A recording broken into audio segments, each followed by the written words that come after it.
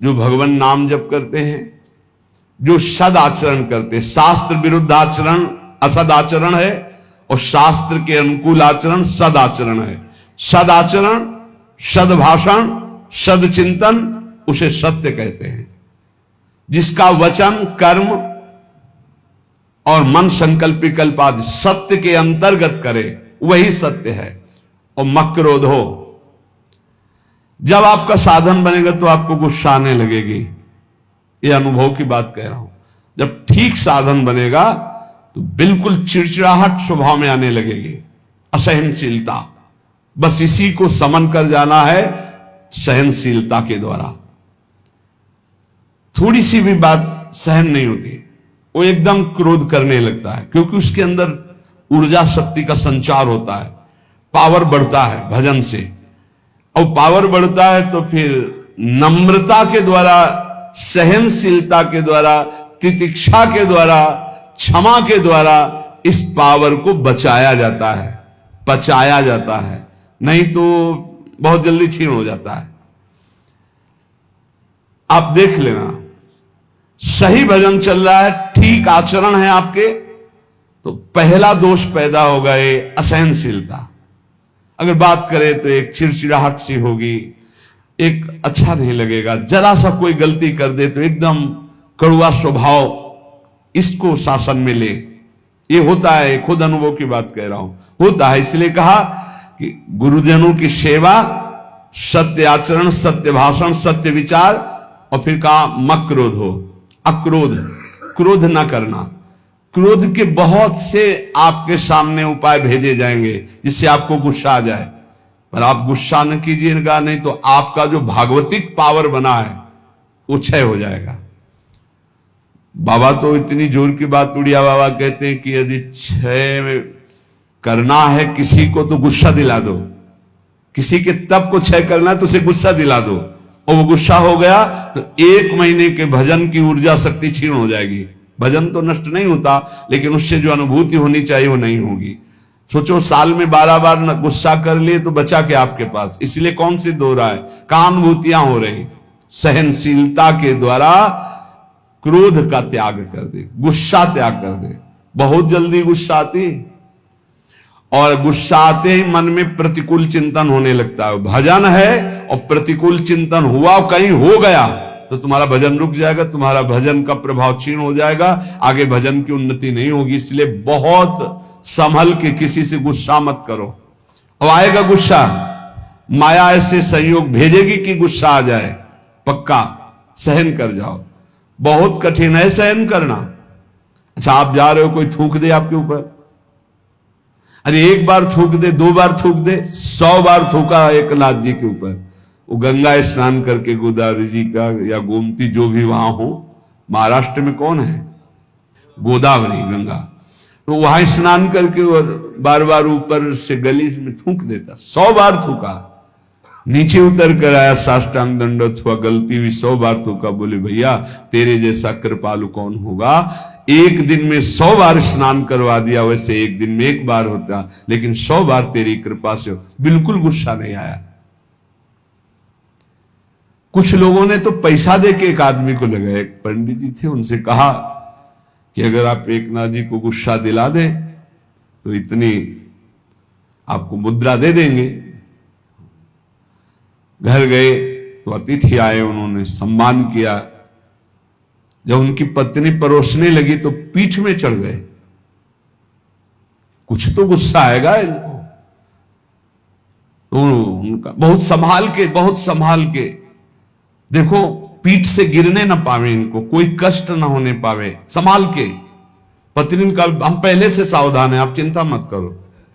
तो उन्होंने सोचा ये तो फिर भी क्रोध, कितना उन्होंने उपद्रव किया। जब उपद्रव से बिल्कुल गुस्सा नहीं तो उनका थोड़ा गुस्सा हो जाते तो मुझे वो इतनी मुद्रा देकर भेजा गया। बोले भैया क्षमा करो, पहले बता देते कि हम मुद्रा के कारण आए हैं तो हम थोड़ी गुस्सा दिखा देते जिससे तुम्हें मुद्रा मिल जाती। क्रोध नाम की चीज नहीं। जिन महापुरुषों ने भगवत साक्षात्कार किया, अक्रोध रहे हो, क्रोध नहीं। क्रोध होने से तप क्षीण हो जाता है। क्रोध बिल्कुल नहीं करना चाहिए, पर ध्यान रखे ना, जब क्रोध दिलाया जाए उस समय यह ध्यान रहे कि हमारे सामने प्रश्न उपस्थित किया गया कि हमें क्रोध नहीं करना है और यह क्रोध कराएगा तो बच सकते हो, लेकिन उस समय माया आपको ये याद नहीं रहने देगी। उस समय फिर आपको गुस्सा आ ही जाएगा, पक्का आ जाएगा। क्रोध दिलाने वाली लीला आपके सामने साधकों को प्रायः होती रहती है। अगल बगल से आसपास से कहीं गुस्सा नहीं करना, शांति से निर्णय करो। तुम्हारी परीक्षा हो रही, तुमको सहनशील बनकर आगे बढ़ना है। और फिर दान में उचर, ये सबके अंदर होना चाहिए। दे लेत मन शंकन धरे, बल अनुमान सदा हित करे। दूसरों को अभय दान से बढ़कर के कोई दान नहीं है, ये सबको ही दे सकता है, सबको करना चाहिए। किसी भी जीव को मन से, वचन से, कर्म से हमारे द्वारा दुख ना पहुंचे, ये सबसे बड़ा दान है, अभय दान इसे कहते हैं। और इस अभय दान को पूर्ण निर्भयता में बदलने के लिए नाम दान है, इससे बढ़कर और कोई दान नहीं। नाम दान, किसी को भी नाम सुनाना। राधा राधा जब हम जोर जोर से बोलते जय जय श्री राधे श्याम, तो सबके कानों में नाम पड़ता है और उस नाम का हमें पुण्य मिलता है, हमारा भजन आगे बढ़ता है। इसलिए जोर जोर से नाम कीर्तन हो रहा है जहां से आप गुजर रहे हो वहां। और जब कभी कहीं भी बैठे हो, बातचीत हो, तो बीच बीच में अभ्यास बना लो। राधा, अच्छा राधा राधा राधा राधा, अच्छा ऐसे बात करना सीखो। है ऐसे अपने मुरारी भाई हैं, वो जब बात करें राधा राधा राधा राधा, हमें बहुत अच्छा लगता है शुरू से। ये नहीं कि आज से, शुरू से ना। जब कोई बात विनोद की हुई या कोई भी बात हुई या कोई आश्चर्यमय बात, राधा राधा राधा, ये बहुत अच्छा स्वभाव है। हमें लगता है सबको बनाना चाहिए, सत्संग में नहीं, बीच में। हाँ, अब सब शुरू हो गए राधा बीच में, तो ऐसे नहीं। वो जब बात परस्पर हो रही हो तब उस समय राधा राधा, बहुत मंगल। हम उपासक से बात अगर कभी करते तो यही देखते इसने कितनी बार नाम जपा, कितनी बार नाम लिया। प्रारंभ में नाम बोला, एक बार तो नाम आना चाहिए। हनुमान जी विभीषण जी को सौभाग्य क्यों प्रदान कर रहे हैं? अंदर से आवाज आई, राम राम राम नाम तेहि सुमिरन कीन्हा, हृदय हरसि कपि सज्जन चीन्हा, ये सन हठ करी हो पहचानी, साधु ते हो ये न कारज हानि। ये साधु है। अभ्यास बनाओ, नाम उच्चारण, बात शुरू करने के पहले नाम उच्चारण बहुत मंगलमयी बात है। दूसरों को नाम सुना दिया, इससे बड़ा कोई दान नहीं। ये चार बातें जिसके जीवन में है वो अपने भजन को बढ़ाएगा, भजन को बचाएगा और भजन को पचा लेगा। गुरु आज्ञा में रहना, सत्य क्रिया, सत्य विचार, सत्य भाषण और क्रोध ना करना, और दूसरों को अभय दान देना, भगवान नाम सुनाना। ये चार बातें बहुत जोर की, जिसमें जीव का परम कल्याण हो जाता है। वेद का सार है सत्य, सत्य का सार है जितेंद्रियता, और जितेंद्रियता का सार है त्याग, वैराग्य उपरति।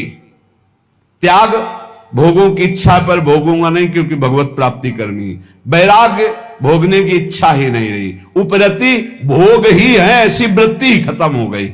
ये है संपूर्ण वेदों का सार। जो न्याय युक्त कार्य हो, जिसको महापुरुषों ने किया है, जिसका विधान किया, वही कार्य किया जाए, मनमानी कोई कार्य ना किया जाए।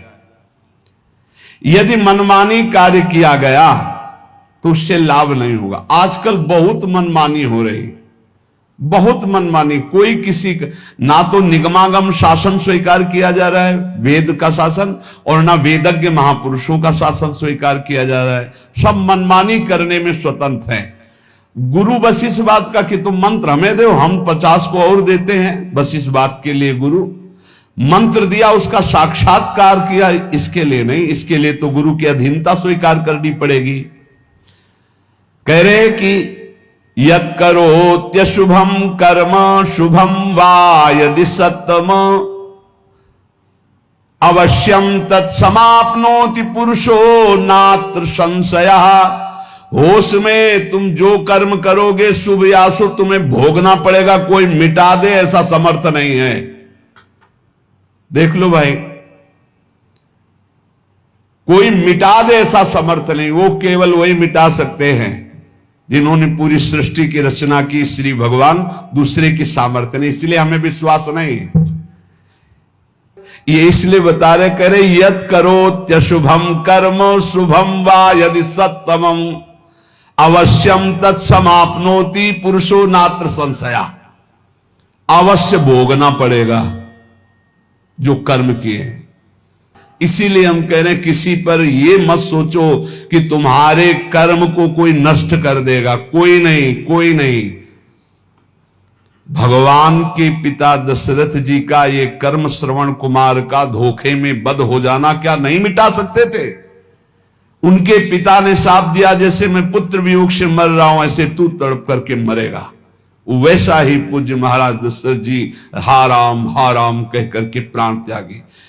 इसलिए बहुत होश में अगर गलत कर्म करोगे तो उसको भोगना पड़ेगा। और ये भ्रम छोड़ दो कि कोई तुम्हारे दान पुण्य सेव संतरा देने करके तुम कोई जंतुर अंतुर बंधवा कर अपने पाप कर्म को मिटा दोगे। मुझे समझ में नहीं आता, क्योंकि हमारा शास्त्र ऐसा नहीं कहता। बड़े बड़े महापुरुषों को भोगना पड़ा है, और उनकी तो बात क्या, जो ईश्वर कोटि के है, फिर साधारण ही कैसे मिटा सकते हैं।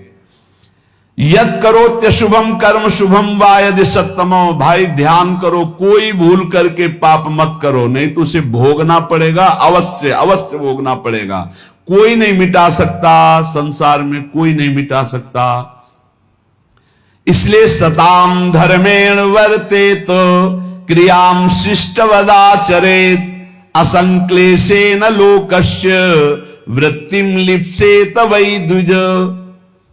जो सत्पुरुषों ने आचरण किए हैं, जो सत्पुरुषों ने आचरण का विधान किया है, उसके अनुसार जो आचरण करता है वो धर्म है, और धर्म करने वाला कभी दुखी नहीं होता। तो आप कहोगे धर्मराज युधिष्ठिर को 12 वर्ष का वनवास, 1 वर्ष का अज्ञातवास मिला, धर्म करना क्या, वो तो धर्मराज हैं। तो जुआ खेलना अधर्म है, उपहास करना किसी का अधर्म है, किसी को नीचा दिखाना अधर्म है, अधर्मियों की सभा में बैठना अधर्म है। कई तरह की बातों का अधर्म होता है। जान रहे हैं कि महाराज धृतराष्ट्र इस समय अधर्म से युक्त हैं, तो उनकी आज्ञा का पालन नहीं करना चाहिए। जान रहे हैं कि छल कपट अधर्मी शकुनी है, पासा वो चल रहा है, जीत उनकी हो रही, खुला अधर्म, खुला अधर्म का खेल हो रहा, कैसे स्वीकार कर लिया। और द्वित कीड़ा अधर्म है, मदिरा पीना, व्यभिचार करना, मांस खाना, द्वित कीड़ा करना, ये सब एक लाइन में रखा गया है। इसीलिए महाराज को 12 वर्ष का वनवास, 1 वर्ष का अज्ञातवास भोगना पड़ा। सत्पुरुषों द्वारा पालित धर्म के अनुसार बर्ताव करे। जो संत पुरुष आचरण करने का विधान करते हैं, शास्त्र विधान करता है, वैसे ही कभी दुख नहीं मिलेगा। ध्यान रखना, अधर्म करने पर ही दुख का परिणाम भोगना पड़ता है। ये जो हमारे नाना प्रकार के शारीरिक मानसिक क्लेश हैं, ये हमारे पाप कर्म का परिणाम है। भली भांति कोई भी कर्म करने के पहले विचार करो, तो अंदर से सबके भगवान सदगुरु रूप में बैठकर उत्तर देते हैं कि तुम गलत करने जा रहे हो, मत करना। दूसरे लोगों के किए हुए कर्म को देखकर मत करो। बहुत लोग ऐसा करते हैं। अब तो सब नरक जाएंगे, तुम भी जाओगे क्या? तुम सत्संगी हो, तुम्हारा विवेक जागृत होना चाहिए। सब अगर 1000 लोग हैं, 1000 गलत कर रहे हैं, तो एक सही चलो तुम अपने मार्ग पे, 1000 का अनुसरण नहीं करना। जीवन निर्वाह के लिए ऐसी वृत्ति अपनाओ जो धर्म पूर्वक हो, तो तुम सुखी रहोगे, तुम्हारा परिवार सुखी रहेगा। सब तरह से सावधान रहो कि तुम्हारे घर में अधर्म का 1 रुपया ना आने पावे। सावधान रहो। जैसे कुछ लोगों की मान्यता है कि संत जन अधर्म पचा सकते हैं। भीष्म पितामह जैसा महात्मा कोई होगा द्वादश वैष्णवाचार्यों में है भीष्म जी, और अखंड बाल ब्रह्मचारी और अखंड चिंतन करने वाले भगवान का। और दुर्योधन का अन्न खाया, उन्होंने स्वीकार किया, बताया द्रौपदी को कि उस समय मेरी बुद्धि निर्णय करने में असमर्थ थी क्योंकि मैं दुर्योधन का अन्न खाया था। अगर अधर्म का रुपया चला जाए तो महात्मा की भी बुद्धि को कमजोर कर दे, भ्रष्ट कर दे, फिर गृहस्थों की बात क्या। अधर्म के धन से बचना चाहिए। अधर्म का अन्न जो है वो बहुत हानिकारक है, इसलिए गृहस्थी में ये लोग सोचते हैं रुपया आना चाहिए, चाहे जैसे आवे। फिर जो रुपया आया 1 लाख, और फिर घर में जो 10 लाख निकालने का वो बनाएगा हिसाब किताब। अमुक को ये रोग हो गया, अमुक जगह ये नष्ट हो गया, अमुक ये हानि हो गई। इसलिए हमारा शास्त्र कहता है सर्वोपायस्तु लोभस्य, सब उपाय करो कि लोभ से कोई अधर्म का धन ना आ जाए तुम्हारे घर में, सावधान रहना। कितने पवित्र होते हैं पुराने लोगों के विचार। हमने देखा है एक बार 100 रुपया का अन्न बिका और 110 रुपया आ गए। अब सोचो 100 रुपया का अन्न और 10 रुपये आ गए तो काफी लाभ की बात है। लेकिन जब वहां गिना गया घर में और 110 आया तो जो घर के मालिक थे उन्होंने कहा बिल्कुल इसी क्षण जाओ और ये पूरा रुपया उनको दिखाओ कि इसमें 10 का एक नोट ज्यादा था, ये 100 देखो है, आपने रुपए दिए, हमारा 100 का अन्न बिका, 10 वापस करके आओ। 10 वापस करके जब आए तब धर्मात्मा पुरुष के घर में ही भगवत भजन सुख शांति किस तरह की, भले अर्थ की अव्यवस्था हो लेकिन धर्म की व्यवस्था एक अद्भुत शांति, एक अद्भुत सुख प्रदान करती। नमक रोटी खाओगे चैन से सोओगे। अगर अधर्म का भाव होता तो बोले अब हम तो बेचा है भाई, 110 आ गए, वो तो चलो 10 ज्यादा ही आ गए, वो निकलेगा कहीं ना कहीं से, किसी को परेशान करेगा। इसलिए कहा तुरंत हटाओ इसको। ये बात सत्संग में बैठा लीजिए, गृहस्थी में जो आप जन है या जो भगवत मार्ग में भी है, अधर्म का धन किसी को भी चैन शांति नहीं लेने देगा। तत्कालिक लगेगा इतना आ गया यार सब ठीक है, सब ठीक नहीं, अब आतंक मचाएगा वो, अब दुख देगा। इसलिए उपाय करना चाहिए अपनी इंद्रियों को पावन करने वाले तप का। उपाय करना चाहिए किसी भी तरह से हमारे घर में अधर्म का धन ना आवे, इसका उपाय करना चाहिए। भवसागर समुद्र से इससे पार होने का, भगवत प्राप्ति का, क्रूरता का जो अभाव, परम धर्म का आचरण, उत्तम व्रत महापुरुषों द्वारा आचरित और सर्वोत्तम ज्ञान इस समस्त पापों का नाश कर देता। सर्वोत्तम ज्ञान भगवान श्री कृष्ण चंद्र जो गीता जी में कहते हैं, हे अर्जुन, यदि तुम ज्ञान को प्राप्त हो जाओ तो तुम्हारे सारे के सारे जन्म जन्मांतर के पाप नष्ट हो जाएंगे। अपि चेदसि पापेभ्या सर्वेभ्या पाप कृतमः सर्वम ज्ञान प्लवेनैव ब्रजिनम संतिष्यसि। अगर तू सब पापियों में भी अधिक पापी है तो भी तू ज्ञान के द्वारा निसंदेह संपूर्ण पाप समुद्र से अच्छी तरह तर जाएगा, पक्की बात है। अपि चेदसि पापेभ्या सर्वेभ्या पाप कृतमः।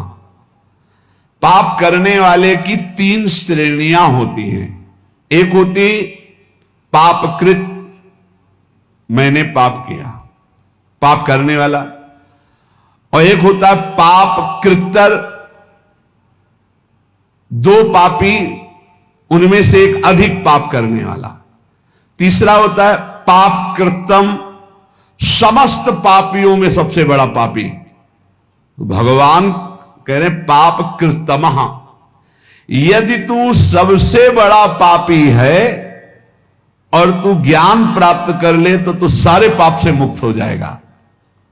भगवान का एक कथन सबको आश्वासन देता है। जो प्रश्न करता बोलते मैं बड़ा पापी हूं, क्या मेरा भी उद्धार हो जाएगा। तो भगवान यहां कह रहे अपि चेदस्य पापेभ्यः सर्वेभ्यः पापकृतमः।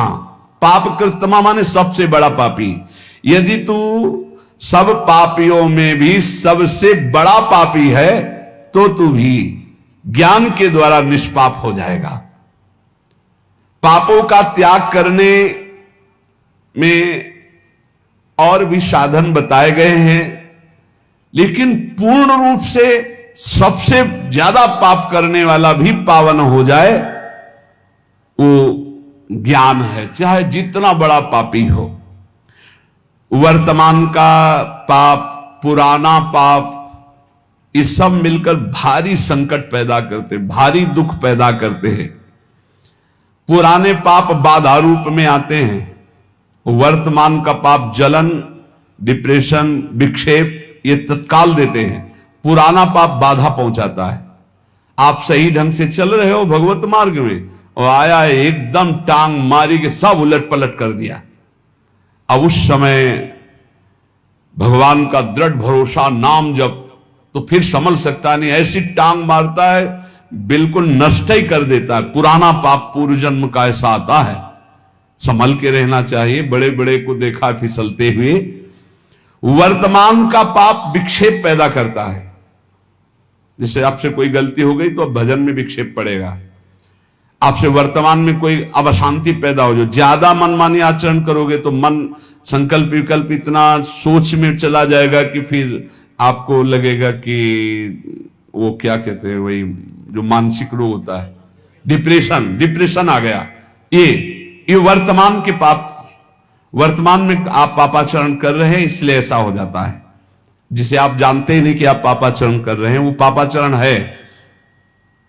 यदि वर्तमान का पाप छोड़ दे तो बुद्धि शुद्ध हो जाए तो पूर्व के पाप को भोगने में कोई परेशानी नहीं होती। ये बात, ये जो पूर्व का पाप आता है ये दंड रोग में आएगा, रोग रूप लेके या विक्षेप रूप के, या कोई घटना बन जाएगा पूर्व का पाप। अब उसे कैसे बचा जाता है? जैसे परमार्थ में आया, मार हाहाकार मचा दिया, उलट पुलट सब कर दिया। अब अपने को पकड़े रहना, जैसे कोई मजबूत सहारा मिल जाए हम उसको पकड़े रहें, ऐसे हमें पकड़े रहना। कुछ भी हो, चाहे मार डाले जाए, श्री जी को नहीं छोड़ेंगे, गुरु जी को नहीं छोड़ेंगे। कुछ भी हो जाए, कुछ भी हो जाए, आप पकड़े रहो, पकड़े रहो, पकड़े रहो। हवा ही निकल गई, सब खत्म, फिर ठीक। अब वो उसके विरोध में आ गया। इतने दिन भगवान का भजन किया, इतने दिन गुरु की शरण में रहे, यार कोई साथ नहीं देता, सब अपने कर्मों से भोगना ही पड़ता है, सब अपने को संभालना पड़ता है, कहीं कुछ नहीं भक्ति में। अब वो पाप आया था, गिरा के लेता चला गया।